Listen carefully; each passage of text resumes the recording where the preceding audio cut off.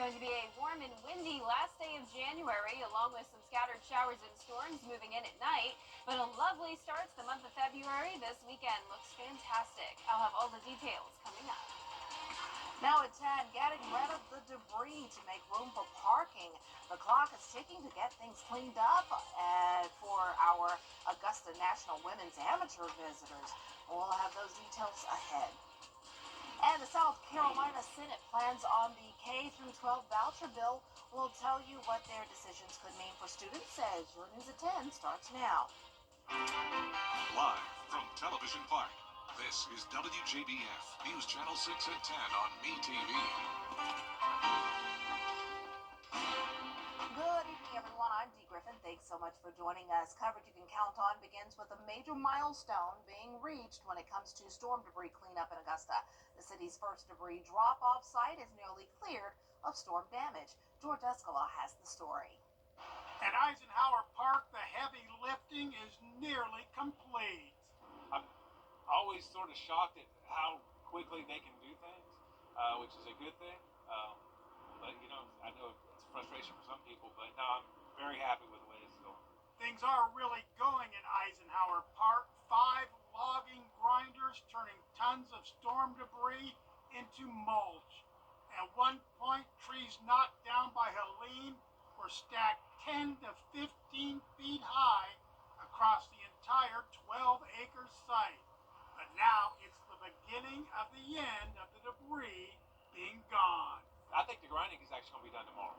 It's my understanding it'll be done by the end of this week. Then we'll haul the rest of the mulch out. Last year, Augusta National removed some of the ball fields at Eisenhower as part of a long-term lease agreement with the city to park employees during the tournament. The tournament, of course, is April. The castle says the park should be ready to go before then. We're looking to definitely have it open from March 1st so that they can start getting their employees in here and do what they do so we can get back to Mastersville. Eisenhower Park was the city's first debris drop-off site and will be the first to be cleared. In Augusta, George Escala, WJBF, News Channel 6.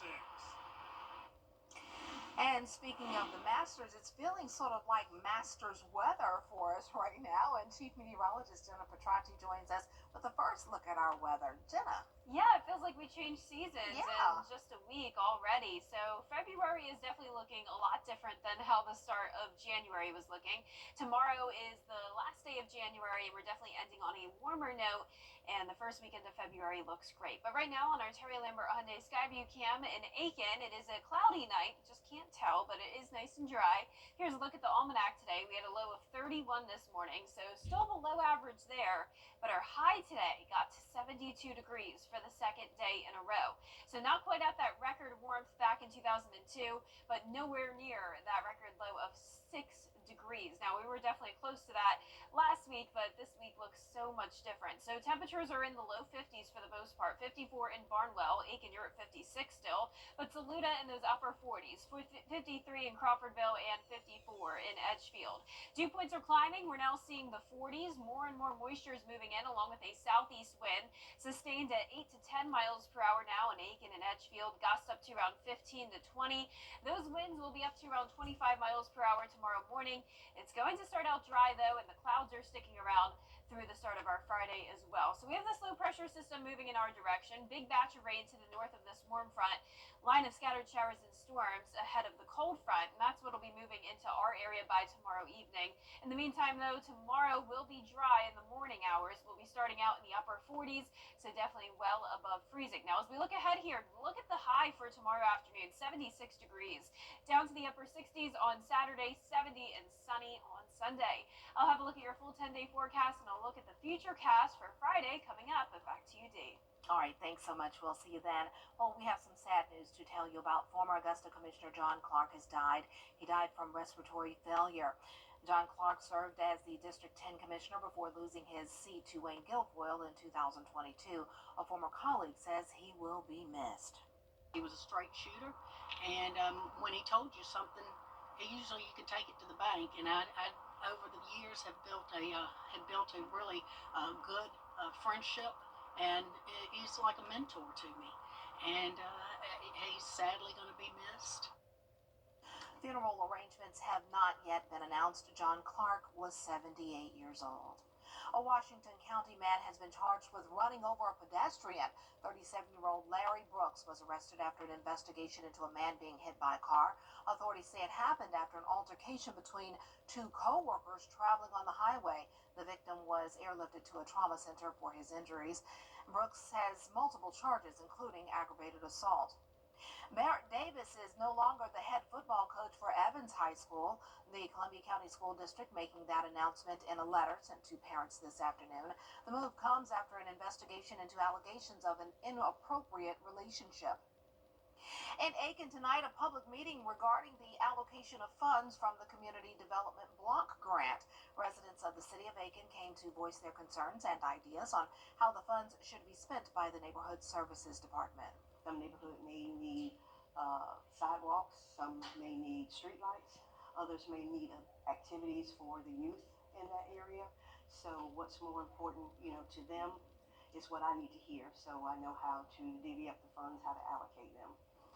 Concerns from tonight's meeting will be presented to the Aiken City Council in the 2025 Annual Action Plan. Lawmakers in South Carolina debating a bill focused on private school scholarships. The state Supreme Court has blocked previous efforts to use taxpayer money for private school. The new bill would give use the lottery revenue rather than tax revenue. One lawmaker wants to give families a tax break for sending children to private school, but opponents say this would hurt low-income families. Then there would be a considerable number of children, poor kids, that would have no pathway to getting funding for a private school, even if they are in a school that is less desirable. Whenever you expand universal school choice, you're going to have a lot more options out there for families generally.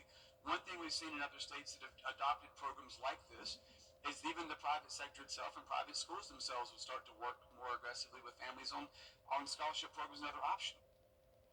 The debate continues in the state Senate. One of our local high schools is seeing an increase in student achievement thanks to a unique cell phone policy. Jefferson County High School instilled and installed the policy almost 2 years ago, requiring students to put phones in a cell phone holder when they come to class. Well, since then, data shows an 18-point increase in language arts and math testing, beating the state score by 6 points. With different cell phone policies on the rise around the country, school leaders say this one has made a difference. Studies say that even we as adults touch our phones 2,000 times a day. That's a lot, and it doesn't seem like it, but if you think about it, sometimes you just pick it up and look at the time, or you scroll. And what we want to teach kids how to do is they're not going to go away. How are you going to use your cell phone in a productive way when you leave us and go to college or get a job, join the military, whatever it is you're going to do in the future? Progress reports will go home on February 6th. They say there's still work to do, but they are happy with the progress being made. Coming up, a new grocery store opens its doors in Augusta. We'll take a look at the grand opening after Jenna's forecast. Stay tuned. And we're going to have a rainy end to the month of January and a great start to February. Warmer temperatures, sunny skies, and that carries over into next week as well. Your full Viper 6 forecast right after the spring. Now, your most accurate forecast with WJBF Live Viper 6. Welcome back. It is almost Friday. I hope you've had a wonderful week so far, and hopefully you're enjoying these more comfortable temperatures right now on our Terry Lambert Hyundai Skyview Cam. It's chilly out there, but overall some nice weather. It's dry still. We do just have some clouds that have moved in, and we're sitting at 52 degrees. Winds are calm at the moment here in town, dew point of 40 degrees. Overall, it will be pretty breezy tonight with temperatures only falling down into the mid-40s. So right now we're still seeing some mid-50s. 54 in Crawfordville, 55 in Washington, Sylvania at 50. Saluda, you're at 50 as well, 55 in Edgefield, and 54 in Swainsboro. We have a warm front that's to the north of us, so we have a southerly wind behind it. All of the rain is ahead of the front, so Georgia and South Carolina are dry. But we have a cold front out to the west of us, and there's some scattered showers and storms along the border of Mississippi and Louisiana. All of these are pretty weak storms, not seeing anything severe at this time, and we are not under a threat of severe weather for Friday, but we could have some rumbles of thunder, a little bit of lightning as well. And as for the rain potential, it'll be not very significant, to say the least. At the most, with some isolated locations, maybe we could get up to an inch of rain, but most of us won't see a whole lot. Now, we are going to see breezy winds, though, starting at 10 a.m. tomorrow. Winds could gust up to 35 miles per hour, and that will continue throughout the entire day. So Friday looks like this, starting out at around 50 degrees, actually a decent amount of sunshine in the morning, and the sun combined with these warm temperatures, 76 at 2 p.m., could lead to the possibility of some of those storms moving in. The high temperatures will be staying well above average over the next 7 days, in fact, going all the way up to 77 degrees on Tuesday. Definitely the possibility of some 80-degree days here and there in parts of the CSRA, especially our southern line counties. But first, we do have this rain to get through tomorrow, so starting out your day dry. That strong south wind is coming in, and then you can see some periods of sunshine here and there as the clouds break apart. But along this front, it will definitely be windy, and then starting around 5 o'clock in the evening is when we'll have that chance of rain. A lot of this cold front will be breaking apart, though, by the time it moves through. So once again, not expecting any severe weather. And look at this, we're back to clear skies very quickly on Saturday, and your weekend will be very sunny. Our futurecast closer to home now, showing a few of those sprinkles moving in by 5 o'clock.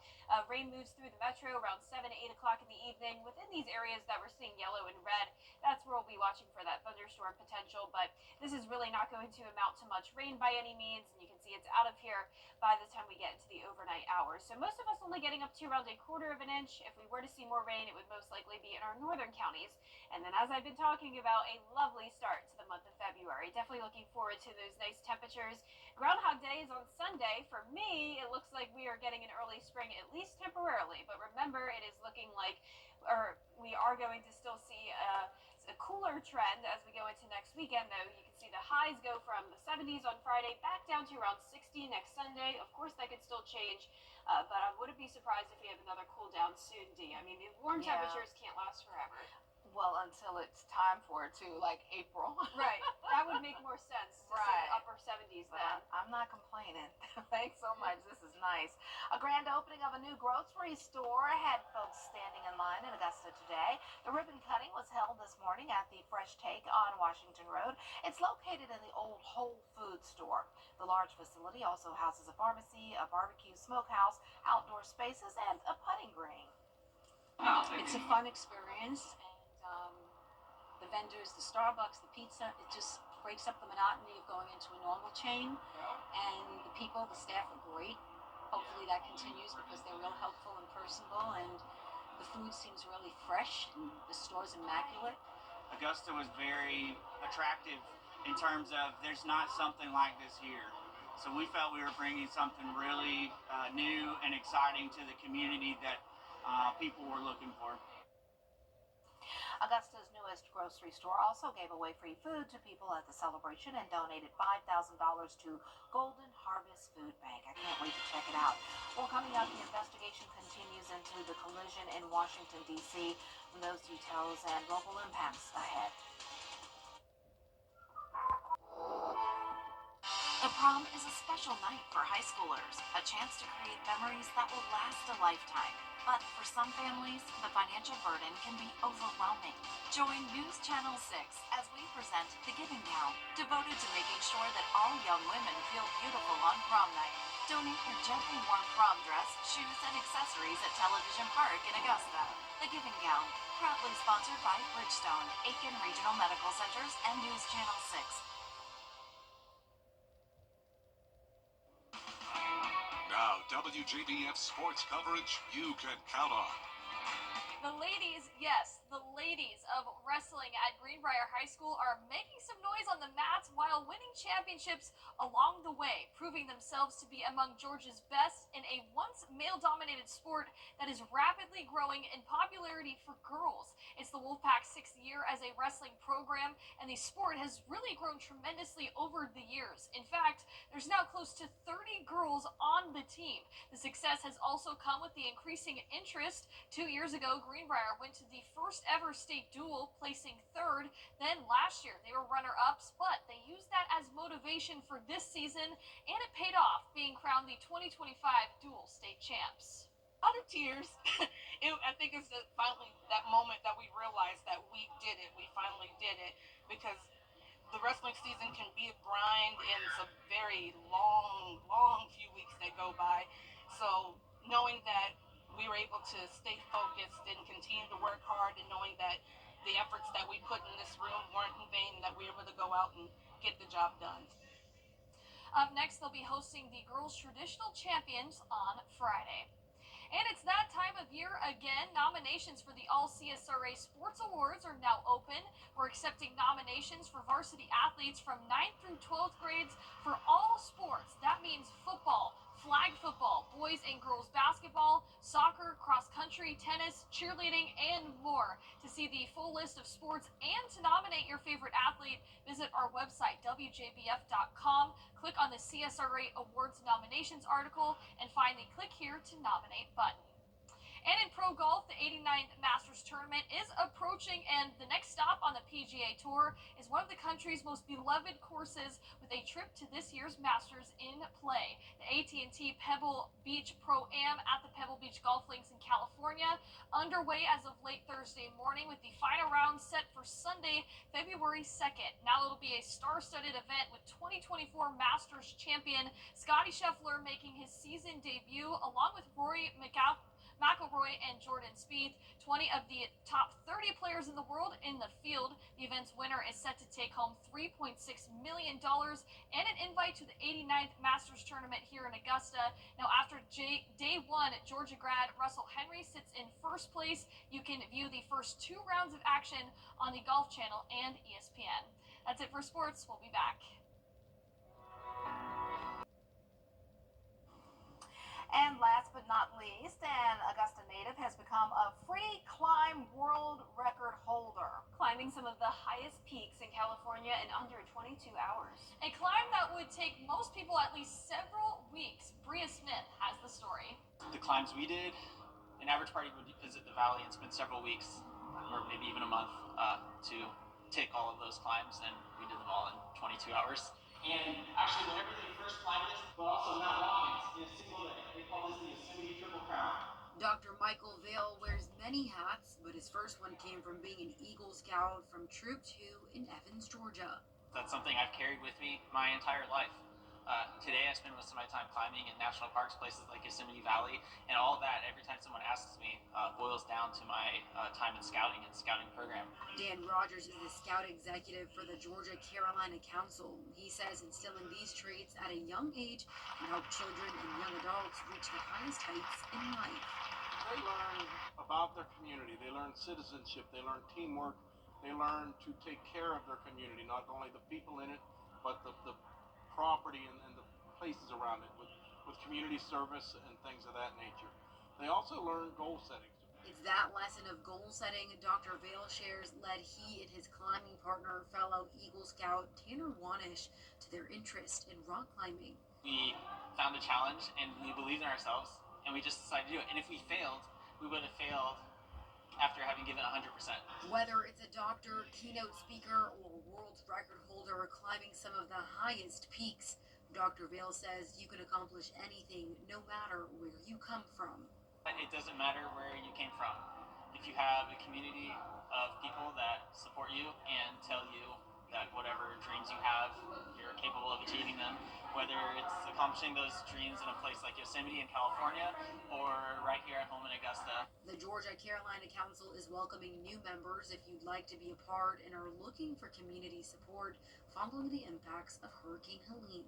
In Augusta, Bria Smith, WJBF, News Channel 6. Oh, that's awesome. Well, the news continues at the top of the hour on News Channel 6 at 11. Anna Hogan's Heroes is next here on BTV. Have a great night.